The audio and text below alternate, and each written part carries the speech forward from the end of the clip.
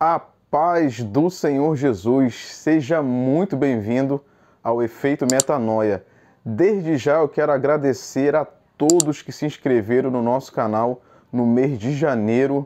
Muito obrigado por vocês nos apoiarem, muito obrigado pelas suas curtidas, pelos seus comentários. E no vídeo de hoje nós vamos continuar aquela saga sobre curiosidades da Bíblia. Hoje nós vamos falar sobre algumas leis judaicas que, se fossem aplicadas nos dias de hoje, elas causariam estranheza. Então, já mete o dedo no like, compartilha com todo mundo e vamos juntos estudar a palavra de Deus.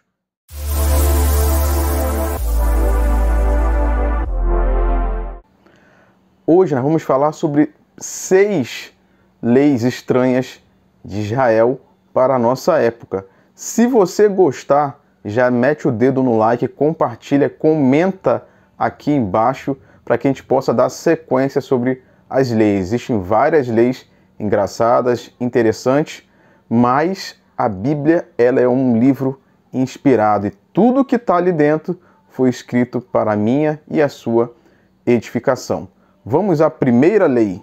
A primeira lei que nós vamos comentar encontra-se em Deuteronômio 19 e diz assim o texto: Guardareis os meus estatutos, não permitirás que se ajuntem misturadamente os teus animais de diferentes espécies no teu campo.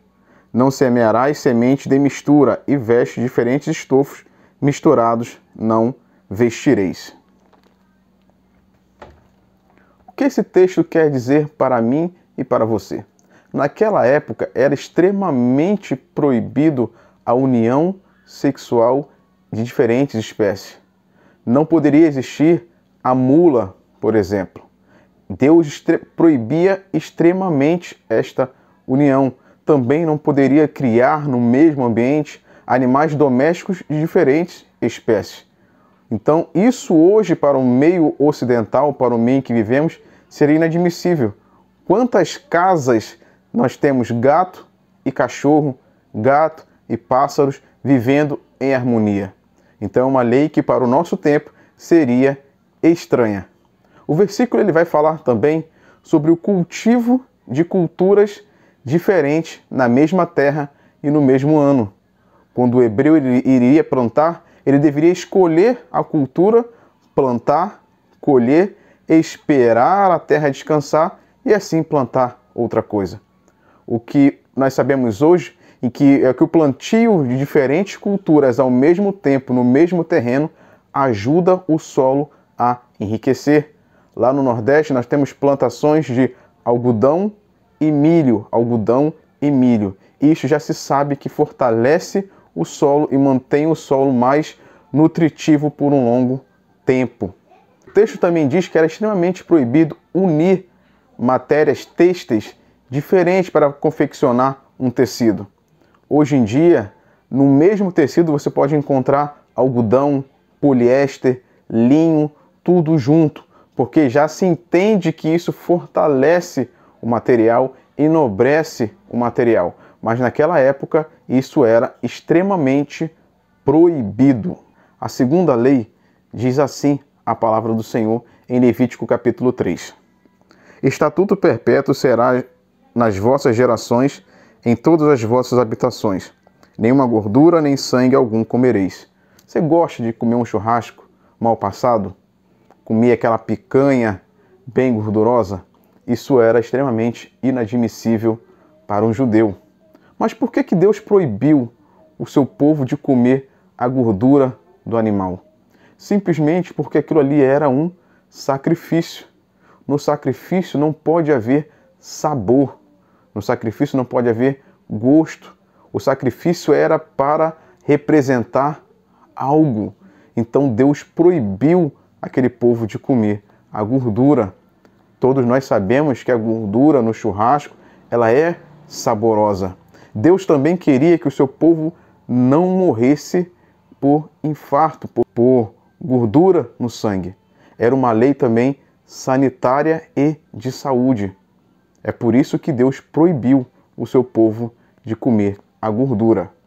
A terceira lei, estranha para o nosso tempo, encontra-se em Levítico capítulo 11, verso 10, que diz assim: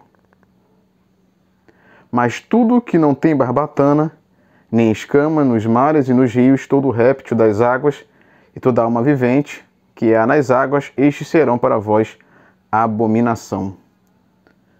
O que esse texto quer dizer? Quer dizer que você não pode comer frutos do mar. Você não pode comer mexilhão, lagosta, camarão, nada que não possua escamas. Isso era extremamente proibido para os judeus. Mas no dia de hoje, isso é extremamente normal. Quem não gosta de um camarão frito ao alho e óleo, aqueles que podem comprar, compram uma lagosta, compram um mexilhão e fazem comidas saborosas. Mas também aqui está uma regra de saúde. Até os dias de hoje, para você comprar esse tipo de alimento, você precisa saber comprar e aonde comprar, pelas causas das doenças que esses animais possuem se não forem tratados, se não forem lavados. Imagina na época dos judeus, não existia sanitarismo. Se existia, era muito precário. Então Deus colocou esta ordem para que o seu povo ele não passasse por momentos difíceis. Ele colocou esta ordem para que o seu povo tivesse uma saúde sanitária melhor. A quarta lei, ela nos diz assim, está lá no livro de Deuteronômio, capítulo 23. O quebrado de quebradura, o castrado, não entrará na congregação do Senhor. Nem o bastardo entrará na congregação do Senhor, nem ainda a sua 10ª geração entrará na congregação do Senhor. Aqui diz basicamente isso, o homem que ele fosse eunuco, que ele fosse castrado, não tivessem os seus testículos, ele não poderia entrar na igreja, não poderia entrar na sinagoga, porque ele não era um homem completo. Deus só aceitava pessoas completas, sem defeito algum. E isso era extremamente ruim para os homens que faziam isso. Naquela época existia o costume de homens se castrarem para adorar outros deuses. Então, por isso que Deus fez esta proibição. O homem que um dia prestou adoração a outro deus e se castrou, ele não poderia entrar na sinagoga. O versículo seguinte, ele vai falar sobre os bastardos, pessoas que não tinham genealogia, que não tinham pai, porque naquela época a sociedade ela era patriarcal. Hoje seria inadmissível uma pessoa que não tem o pai registrado na certidão de nascimento não poder entrar na igreja. A nossa própria Constituição já garante isso, direitos iguais para pessoas que possuem pai ou não na sua certidão de nascimento. A quinta lei, ela vai falar acerca do estupro. E também está no livro de Deuteronômio, capítulo 22, que diz assim: Quando o homem for achado deitado com mulher casada com o marido, então ambos morrerão, o homem que se deitou com a mulher, e a mulher assim fará mal a Israel. Quando houver moça virgem desposada com algum homem, e o homem achar na cidade e se deitar com ela, então entrareis ambos da porta daquela cidade, e os apedrejareis com pedras até que morram, e a moça porquanto não gritou na cidade, e o homem porquanto humilhou a mulher do seu próximo. Assim tirará o mal do meio de ti. Então aqui nós temos dois casos. Quando o homem estuprava uma mulher casada, ele era apedrejado porque ele humilhou o seu próximo. E quando um homem estuprava uma mulher virgem, se ela não gritasse, se ela não chamasse atenção para que todos ouvissem que ela estava sofrendo aquele dano, os dois eram apedrejados.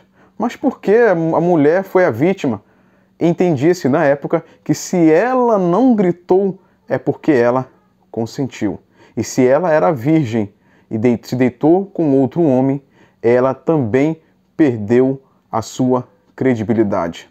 Então eles entendiam desta forma: se ela não gritasse, ela morreria.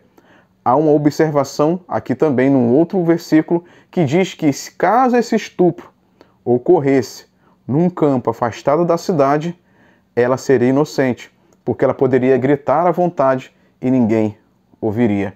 Isso é extremamente inadmissível hoje em dia. Hoje em dia, se a mulher chegar na delegacia e denunciar, não importa se não ouviram ou se não viram, o que vale é a palavra dela. A sexta lei, essa eu deixei para o final, é a chamada a lei do levirato, que diz assim a palavra do Senhor também em Deuteronômio. Então sua cunhada se chegará a ele aos olhos dos anciãos e descalçará o sapato do pé e lhe cuspirá no rosto, protestará e dirá: assim se fará o homem que não edificar a casa de seu irmão. Mas o que era a lei do levirato?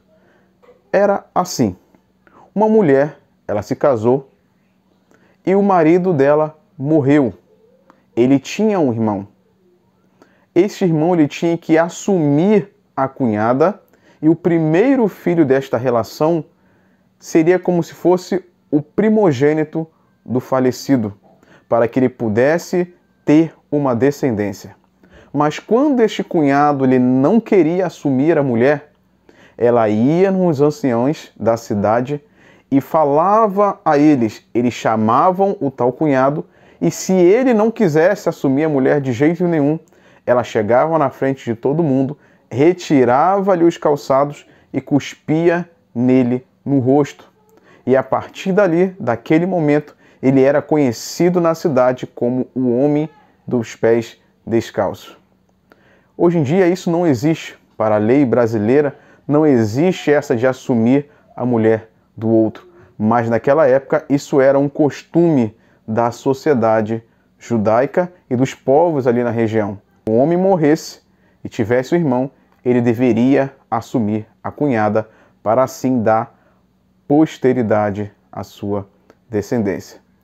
Deus te abençoe, eu espero que você tenha gostado. Comenta aqui embaixo qual que você mais gostou e dependendo do número de comentários nós vamos fazer a parte 2 das curiosidades acerca das leis judaicas.